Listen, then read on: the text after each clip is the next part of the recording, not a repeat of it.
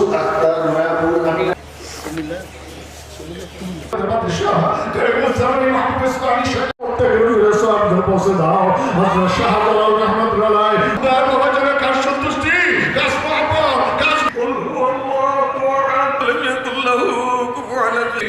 اللهم صل على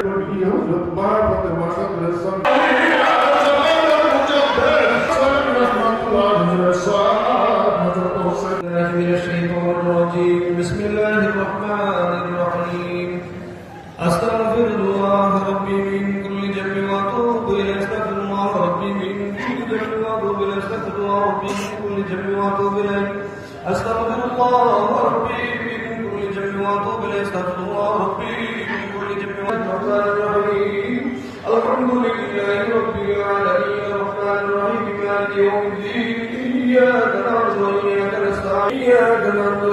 نستعين اهدنا الصراط المستقيم صراط الذين أنعمت عليهم غير المغضوب وسلم اللهم صل على سيدنا محمد وسيلة الجوال وسلم سيدنا محمد وسيلة الجوال وسلم اللهم صل على سيدنا محمد اللهم آمين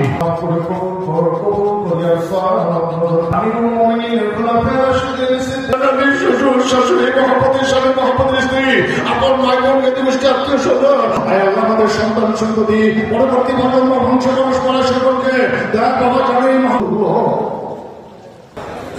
তরিকা নিতে চান তাদের সবাইকে উপলক্ষ করে কিছু একটা কথা বলতে চাই। আমাদের তরিকা গ্রহণের মূল উদ্দেশ্য হল আল্লাহ রাসূলের সন্তুষ্টি নৈকট্য মহব্বত হাসিল করে। যারা তরিকা নিচ্ছেন এই উদ্দেশ্য এই নিয়ত মনে রাখতে হবে। যারা তরিকা নিতে চান তরিকা নেওয়ার জন্য আসছেন এই নিয়ত যাদের আসছে শুধুমাত্র তারাই তরিকা নেবেন।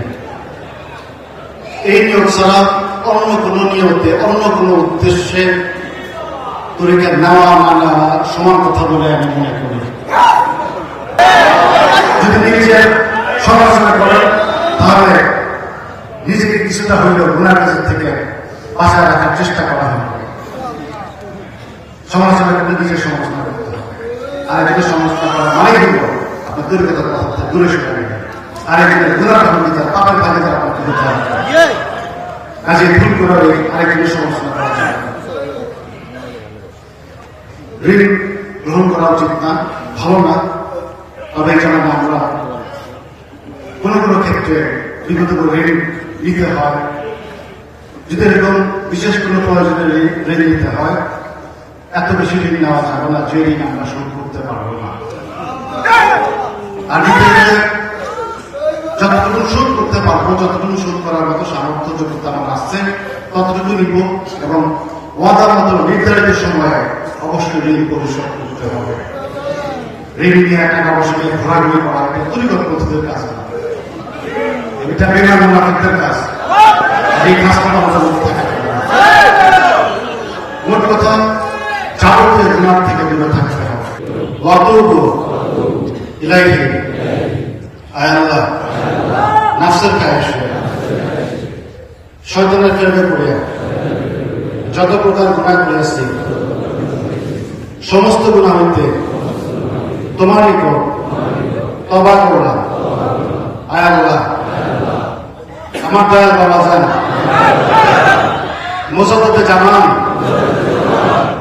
শাস্ত্রী সৈয়দ আবুল ফজল সুলতান আহমদ দয়াল বাবা আমার তওবাকে কবুল করো।